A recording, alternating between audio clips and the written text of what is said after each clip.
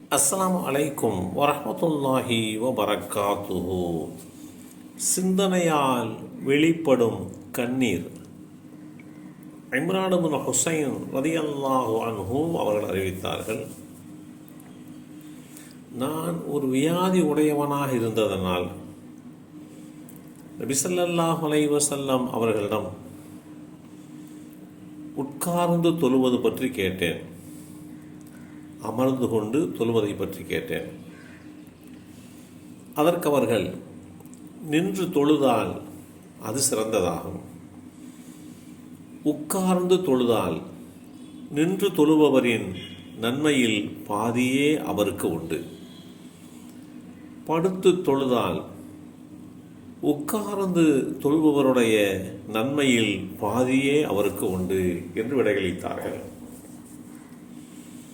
இந்த செய்தி ஸஹீஹுல் புகாரியிலே 1115 என்ற எண்ணிலே பதிவு செய்யப்பட்டிருக்கிறது. அன்னை ஃபாத்திமா நாயகி ரலியல்லாஹு அன்ஹா அவர்கள் அல்லாஹ்வுடைய தூதர் ஸல்லல்லாஹு அலைஹி வஸல்லம் அவர்களை சந்திக்க சென்றபோது கண்ணீர் வடித்து அழுதார்கள். மகளின் அழுகைக்கு உண்டான விஷயங்களை அறிந்து கொள்ள அல்லாஹ்வுடைய தூதர் ஸல்லல்லாஹு அலைஹி வஸல்லம் அவர்கள்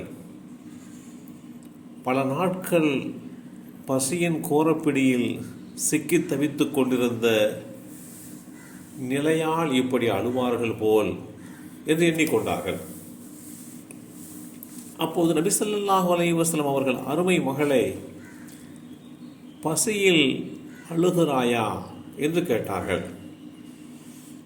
அதற்கு அன்னை ஃபாத்திமா நாயகி ரலியல்லாஹு அன்ஹா அவர்கள், அல்லாஹ்வின் தூதர் அவர்களே, பசியின் கொடுமையினால் நான் கண்ணீர் வடிக்கவில்லை, நான் நின்று தொழ முடியவில்லை, எனவே தொழுகையின் பாதி நன்மைகளை இழந்தவளாகிவிட்டேனே என்று அழுகிறேன் என்று பதில் சொன்னார்கள்.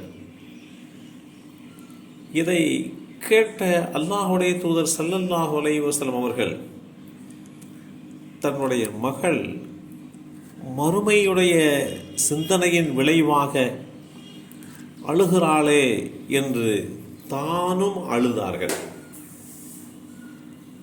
உலகில் வாழும் ஒவ்வொரு மனிதனும் ஏதேனும் சில காரியங்களுக்காக எப்போதாவது கண்ணீர் வடித்திருப்பது உண்டு.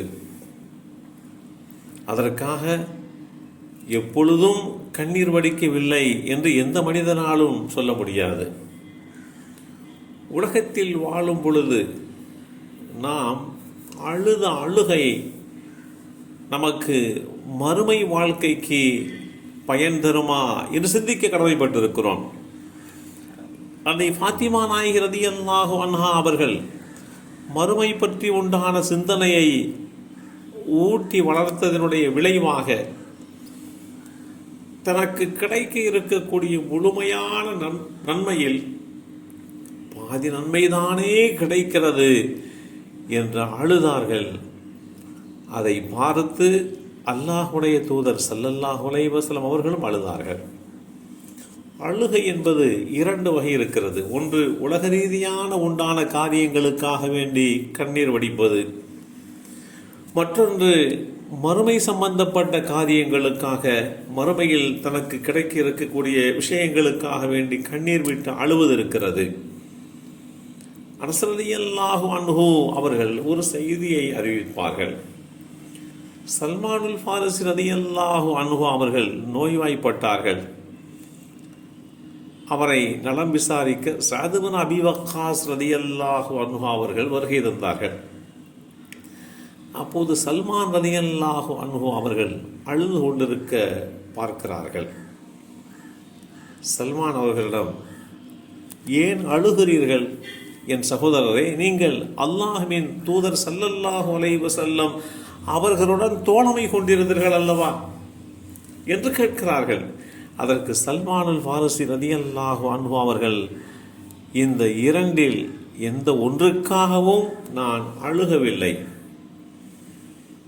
ஒன்று உலக ஆசைக்காகவோ மறுமையை வெறுத்தோ நான் ஒருபோதும் கண்ணீர் சிந்தவில்லை. இருந்தாலும் அல்லாஹ்வின் தூதர் ஸல்லல்லாஹு அலைஹி வஸல்லம் அவர்கள் எனக்கு ஒரு அறிவுரை கூறியிருந்தார்கள். நான் அதில் வரம்பு மீறிவிட்டதாகவே கருதுகிறேன், அதற்காக வேண்டி நான் அழுகிறேன் என்று தன் அழுகைக்கு உண்டான அந்த காரணத்தை சொல்லி செய்திகள் எல்லாம் வரலாற்றிலே இடம்பெற்றிருக்கிறது. எல்லாம் அல்ல அல்லாஹு தஆலா நம்முடைய கண்ணீர் வடிப்பும் நம்மால் சிந்தப்படுகின்ற கண்ணீரும் மறுமையின் அடிப்படையில் உள்ள கண்ணீராக அமைவதற்கு அல்லாஹ் அருள் புரிவானாக. அஸ்ஸலாமு அலைக்கும் வரஹ்மத்துல்லாஹி வபரகாத்துஹு.